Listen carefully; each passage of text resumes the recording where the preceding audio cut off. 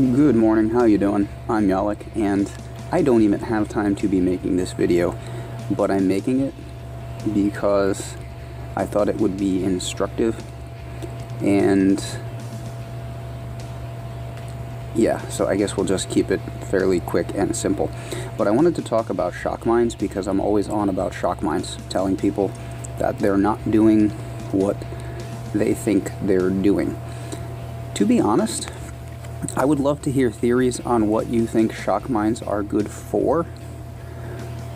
I think people put them out as if they were good for stopping warriors, and they're not. And I say this all the time. They're not doing what you think they're doing, and this is a perfect example. So I just beat this guy. 3 ice and a shield. He also had a SEMO, which is a bit of a problem for me. And I'm not boosted. So I had to be pretty sparing with my GBE use on this base. I had already failed once. I came really close, got the HQ down to like 5% health, but I only had GBE for 1 shock, which I used over here, but that meant I had to neglect these things over here. Ideally, I'd have 3 shocks. 1 shock for the Doom Cannon, and for the SEMO, I guess, because nothing else back here is going to range.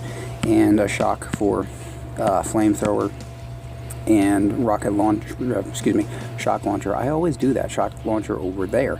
So ideally at least 2 shocks, ideally 3. But I only had the GBE for 1. And I had done very minimal mine clearance. We were talking about this yesterday. I do have troop health, so the number is a little bit higher, but my warriors have, your warriors at max have roughly 1200 health. So with the troop health, we're adding another third of that. I want to say I'm it's like 32% or something. So another third of that. So I do have decent health, so maybe I could have left all these mines around the HQ, but there are a lot of them. So those made me nervous, so I did want to barrage those. There's a boom mine down here I definitely want to get rid of. But here's my point about the shock mines. So my first time through, there's a shock mine right here, and I cleared that. And there was also a shock mine right there, and I didn't clear that. And that was the time that I didn't have GBE. So I went back and reevaluated what else I could cut. And I decided that I would still barrage around the HQ to clear those mines, and I would still clear this boom mine and just leave the shock mines, because there was no other way for it. I don't think he has any boost on. That certainly helps, but still, that's a good way to go with the smoking, to get from the beach all the way back to shield generator over here, and then back to HQ, and still have GBE to do stuff.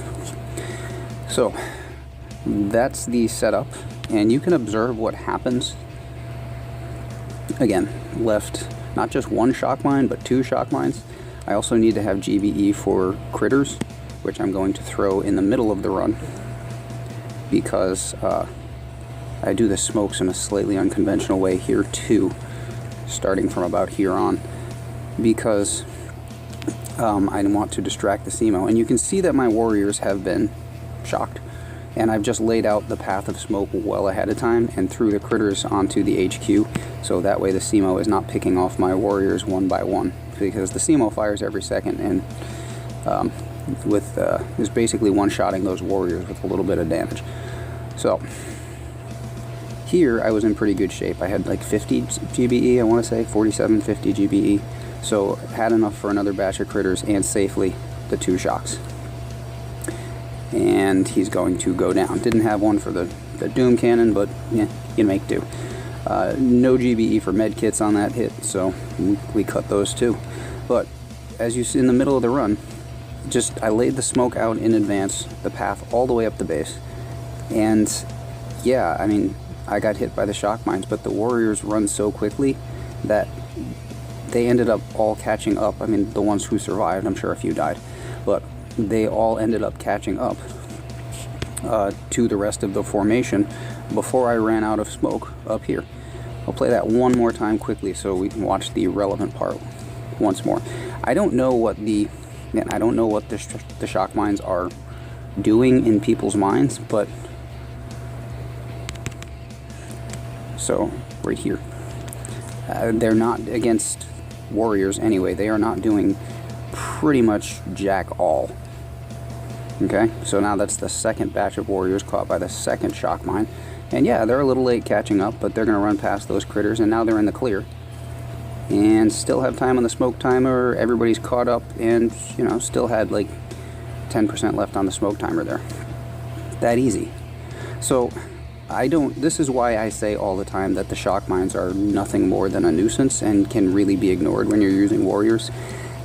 Truly, honestly, tell me. I would love to hear what you think shock mines actually do, but at least everybody seems to be under the impression that they are for preventing warrior rushes, and yeah, right about now you can see that they're not. So anyway, like I said, quickie video. I've just been waiting to explain that point because I keep making it and I've had really nothing to back it up. There's my backup on it. So yeah, just wanted to put that out there, and feel free to you know, drop a comment and explain what you think shock mines are doing, because truly that's one feature of this game that I'm not really sure what they do. So anyway, that's what I've got, and like the video, thumbs up, blah blah blah, and I'll catch you guys later.